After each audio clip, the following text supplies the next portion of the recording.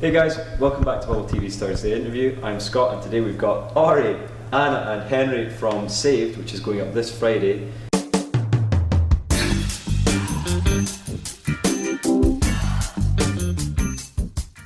Anna, I know you've obviously been planning this for a while. What was it that inspired you to take on the task? It's really like one of Edward Bond's best known plays, probably the best known. And it was the more that I researched it, the more I discovered that he very seldom lets people put the play on. There's only been one professional revival of it in the last 30 years or something like that, which is incredible for such an important play that was so instrumental in the history of abolishing British theatre censorship. And so he only allows amateur productions to go up, and so I thought that was a perfect opportunity because audiences in St Andrews will never get another chance to see it, most likely.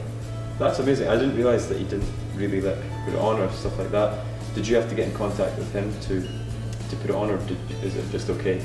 I got in contact with the rights company that manages the rights for it, but he was somewhat involved in the process because I got sent this 10-page unpublished document, which it was like riddled with like all sorts of like typos and things, but it was all about his perspective on the play, and it was like this very complicated, like starting with, yes, it is ideology that corrupts absolutely. At the root of it all, it is capitalism, and this is why these men have stoned this baby to death. It was very heavy reading.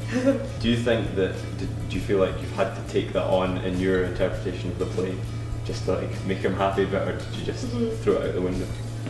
Definitely a little bit, because it's quite complicated with a lot of the sort of rights restrictions. You do have to be very true to the playwright's original intentions, but at the same time I think playwrights have a tendency, when they publish things like that, to throw in all kinds of things that they maybe didn't originally see in the production because they've got the benefit of hindsight, and you don't necessarily have to take that on board.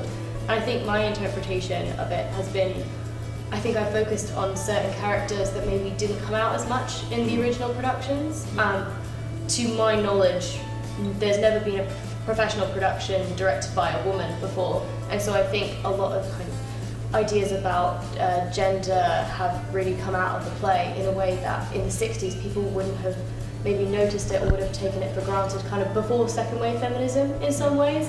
But I think now things that we see as like very glaringly obvious can now come out of the play and form another dimension on it. Cool. Just for anyone that doesn't know about the play, Henry, could you explain what the kind of basic plot is?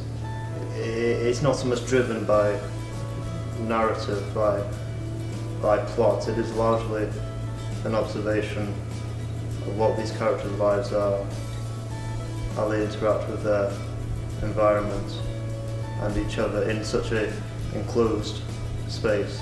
It's interesting that you allude to the space. I know that the show's going up in the stage, isn't it? Yeah.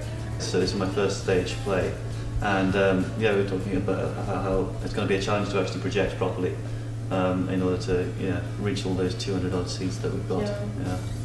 Well, actually, in my experience, are the seats quite far back from the actual stage itself? Yes, that's And so we're really going into all of the space. We're really opening it up because you do have this enclosed area where we've kind of tried to create this sort of triangular formation so that it feels like we're looking into the corner of a room. Okay. It's very enclosed, kind of using flats up on stage.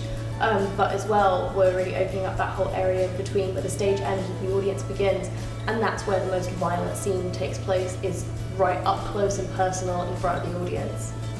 I think I shouldn't be smiling as much at all the violence that's going on, but that sounds like a really good way of doing it. So just to recap, it's going up on the stage on Friday and Saturday at £6. It's going to be brilliant. Thank you guys for tuning in to Bubble TV's Thursday interview. Goodbye.